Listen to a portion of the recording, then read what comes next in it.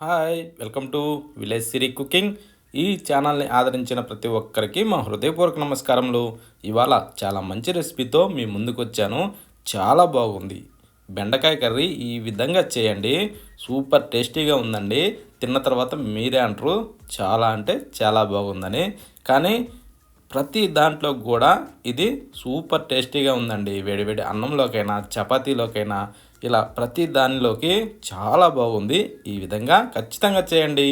ముందుగా రోట్లోకి మనం ఒక 5-6 పచ్చిమిరపకాయలు తీసుకొని ఈ విధంగా 1 ఇంచు అల్లాన్ని చిన్న ముక్కలుగా కట్ చేసి వేసి, వెల్లుల్లి రెమ్మల్ని ఇలా పొట్టు తీసి ఒక గడ్డని వేసుకునేసి ఇలా మెత్తగా దంచుకుందామండి. ఈ టైపులో రుబ్బితే తొందరగా మెదిగిపోద్ది ఈ పచ్చిమిరపకాయలు. ఈ టైప్లో పేస్ట్ వచ్చాక మనం తీసి ఒక బౌల్లోకి వేసుకోవాలండి. కానీ ఈ టైప్లో చేసి చూడండి, చాలా బాగుంది. ఓకేనా? ఇప్పుడు దీన్ని పక్కన పెట్టేసి రోట్లోకి మరికొన్ని టమోటాలని, అంటే ఒక 2 లేదా 3 టమోటాలని మంచి పండ్లు తీసుకొని ఇలా కట్ చేసి వేసి బాగా ఈ టైప్లో రుబ్బాలండి. రుబ్బితే చూడండి, ఆ నీరు కూరలో వేస్తే చాలా బాగుంటుందండి. ఈ విధంగా వచ్చాక ఈ టమోటా పేస్ట్ని తీసి ఒక ప్లేట్లోకి వేసుకుందాం. కానీ ఎవరు కూడా మిస్ కావద్దండి. ఈ టైప్లో ఖచ్చితంగా చేసి చూడండి, చాలా రుచిగా ఉంది. ఇప్పుడు దీన్ని పక్కన పెట్టేసి బెండకాయలు తీసుకుందామండి. బెండకాయలు తీసుకున్న తర్వాత పుచ్చులు పురుగులు ఇలాంటివి ఏం లేకుండా, అంటే ముదిరిపోయినవి ఇవన్నీ లేకుండా మంచి పాకంలో ఉండే బెండకాయలు తీసుకునేసి శుభ్రంగా కడిగిన తర్వాత మాత్రమే కట్ చేసుకోవాలండి. మనం కట్ చేసేటప్పుడు కూడా బెండకాయని ఒక్కసారి తిప్పి చూసుకుంటూ ఉండాలి. అంటే ప్రతి ఒక్క ముక్క కూడా చెక్ చేసుకోవాలండి. ఎందుకంటే బెండకాయలో పురుగు ఖచ్చితం ఉంటుందండి. అవి లేకుండా చూసుకోవాలి. ఇప్పుడు కట్ చేసిన వాటన్నిటిని తీసి ఒక బౌల్లోకి వేసుకుందాం. బౌల్లోకి వేసాక ఇప్పుడు 1 table spoon salt, 1 table spoon కారం, కొద్దిగా పసుపు ఇవి వేసాక బాగా మిక్స్ చేసుకోవాలండి. ఈ బెండకాయలని ఈ టైప్లో బాగా కలిపిన తర్వాత దీన్ని ఒక 10-15 నిమిషాలు అయితే ఖచ్చితం ఊరనివ్వాలండి. 15 నిమిషాలు ఖచ్చితం కావాలి. ఇప్పుడు దీన్ని పక్కన పెట్టి స్టవ్ మీద ఒక ప్యాన్ పెట్టుకొని దాంట్లో ఒక 3 గంటల వరకు నూనె పోసుకుందామండి. ఆ నూనెని కొద్దిగా వేడెక్కనిచ్చి ఉల్లిగడ్డ తీసుకునేసి ఇలా మీద రెమ్మలన్నీ ఈ టైప్లో తీసుకొని అందులో వేసుకోవాలండి. వేసాక వీటిని కాస్త వేగనివ్వాలి. ఇవి సింపుల్గా వేగిపోతాయండి ఈ రెమ్మలు. వీటికి ఎక్కువ టైం అవసరం లేదు. ఈ టైప్లో ఏంటంటే బుడ్డల టైప్లో పొంగుతాయండి. ఇలా వచ్చిన తర్వాత ఇప్పుడు మనం తీసి ఒక ప్లేట్లోకి వేసుకుందాం.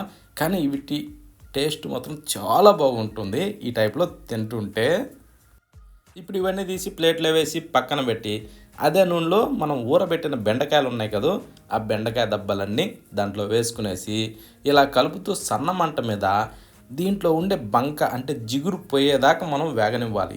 మరొక విషయం ఏంటంటే, మనం బెండకాయలు కట్ చేసేటప్పుడు ముందు కడిగిన తర్వాత మాత్రమే కట్ చేసుకోవాలండి. కట్ చేసినాక కానీ బెండకాయలు కడిగితే ఇంకా జోము ఎక్కువ అయిపోతుంది. ఓకేనా? ఆ తప్పు మాత్రం చేయొద్దు. ఈ టైప్లో మనకి బెండకాయలు బాగా వేగాలండి. ఇప్పుడు చూడండి, ఒక్కొక్క దెబ్బలో జిగురన్న మాటే ఉండదండి.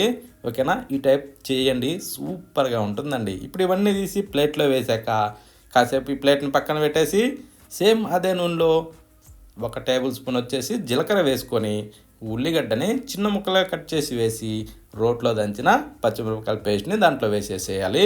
వేసిన తర్వాత ఈ పచ్చిమిరపకాయల పేస్ట్ అన్నది పచ్చి వాసన పోయేదాకా వేగాలండి. ఈ ఆనియన్ కూడా మంచి గోల్డెన్ బ్రౌన్ కలర్ రావాలి. ఆ తర్వాత మనం రోట్లో దంచిన టమోటా పేస్ట్ని దాంట్లో వేసి దీన్ని బాగా కలుపుతూ తుక అంటూ ఉడకనివ్వాలండి. ఇలా ఉడికిన తర్వాత ఇప్పుడు 2 చెంచాలు కారం వేసుకుందాం. ఇందాక 1 చెంచా వేసుకున్నాం, ఇప్పుడు 2 స్పూన్లు ధనియాల పొడి, 1 స్పూను సాల్టు రుచికి సరిపడా, ఆ తర్వాత చిటికెడు పసుపు ఇవి వేసిన తర్వాత బాగా ఇలా కలుపుతూ ఇది కూడా బాగా ఉడకనివ్వాలండి. మనం వేసిన ఈ కారం ఇవన్నీ బాగా ఉడికి ఇందులోకించి ఆయిల్ రిలీజ్ అవ్వాలి. ఆ టైప్ ఉడికిన తర్వాత గ్రేవీకి తగ్గట్టుగా 1 గ్లాసు నీళ్లు పోసుకుందాం. నీళ్లు పోసాక కాస్త అలా బాగా మిక్స్ చేసుకుంటూ ఇలా ఈ నీటిని బాగా మరగనివ్వాలండి. ఈ టైప్లో చిక్కబడి పులుసు రుచి చాలా బాగుంటుంది. ఈ టైపు వచ్చిన తర్వాత ఇప్పుడు మనం ఫ్రై చేసిన ఈ బెండకాయ ముక్కలు, ఆనియన్ ముక్కలు ఇవన్నీ దాంట్లో వేసేసి కరివేపాకు వేసుకొని ఆ తర్వాత గరం మసాలా 1 సగం టేబుల్ స్పూను దాంట్లో వేసుకోవాలి. వేసాక ఇలా బాగా తిరగేసుకుంటూ దీన్ని మంచి, అంటే ఒక 6-8 నిమిషాలు అంతసేపు దీన్ని బాగా ఉడకనివ్వాలండి. ఇలా ఎంత బాగా ఈ పులుసులో ఉడుకుతుందో రుచి చాలా బాగుంటుంది. ఇప్పుడు ఒక్కసారి అలా అడుగు పట్టుకోకుండా తిప్పుకోవాలి. మధ్య మధ్యలో కూడా కాస్త అలా తిప్పుకుంటూ ఉండాలి. ఈ విధంగా ఉడికిన తర్వాత ఇప్పుడు మీదకించి కొత్తిమీర చల్లుకోవాలి. ఆ కొత్తిమీరను కూడా కొంచెం శుభ్రంగా కడుక్కొని అప్పుడు దాంట్లో వేసుకునేసి కాస్త ఇలా కలుపుకునేసి ఒక్కసారి రుచి ఎలా ఉందన్నది చెక్ చేసుకొని ఇక స్టవ్ ఆఫ్ చేసుకోవాలి. స్టవ్ ఆఫ్ చేసి ఇక వేడి వేడిగా దేనిలోకైనా సరే రైస్, రోటీ, చపాతీ ఇలా ప్రతి దానిలో కూడా టేస్టు చాలా బాగుంటుందండి. ఓకేనా? ఇంట్లో చిన్న పిల్లల దగ్గర నుంచి పెద్దవాళ్ళ వరకు ప్రతి ఒక్కరు చాలా ఇష్టంగా కడుపు నిండా అన్నం తింటారు. ఈ వీడియోని ఆఖరి వరకు చూసినందుకు ప్రతి ఒక్కరికి ధన్యవాదాలు.